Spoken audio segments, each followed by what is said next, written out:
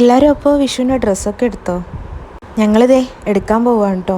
എവിടെയെങ്കിലും ഇറങ്ങിയാൽ വാമിയുടെ മുഖം എങ്ങനെയെന്ന് നിങ്ങൾക്കറിയാമല്ലോ. ഇന്ന് ഞാൻ പോകുന്നത് ചേച്ചിയുടെ ഏട്ടൻ്റെയും കൂടെയാണ് കേട്ടോ. ചേച്ചി ഡ്രസ്സ് എടുക്കാൻ പോകുന്നതെന്ന് പറഞ്ഞപ്പോൾ ഞാൻ വിചാരിച്ചു എന്നാൽ പിന്നെ ഇപ്പം തന്നെ പോവാം. കുറച്ചങ്ങ് കഴിഞ്ഞാൽ നല്ല തിരക്കാവും. അതിലും നല്ലത് ഇപ്പം തന്നെ എടുക്കുന്നതല്ലേ. കാഞ്ഞങ്ങാട് പോകണോ കാസർഗോഡ് പോകണോ എന്നാലോചിച്ച് അവസാനം കാസർഗോഡ് പോകാൻ തന്നെ തീരുമാനിച്ചു.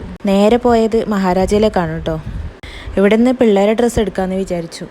രണ്ടാൾക്കും ഒരേപോലത്തെ എടുത്തില്ലെങ്കിൽ പിന്നെ ഒരു യുദ്ധം തന്നെ ഉണ്ടാവും കേട്ടോ. അതുകൊണ്ട് ദേ ആമിക്കും വാമിക്കും ഒരേപോലത്തെ ഡ്രസ്സ് എടുത്തു. ആമിക്ക് ദേ ആ ഫസ്റ്റ് കണ്ട ലാവൻഡറും വാമിക്ക് ദേ ഈ മെറൂണും ആണ് കേട്ടോ ഫിക്സ് ആക്കിയത്. അത് കഴിഞ്ഞ് കണ്ണനെടുക്കാൻ പോയി.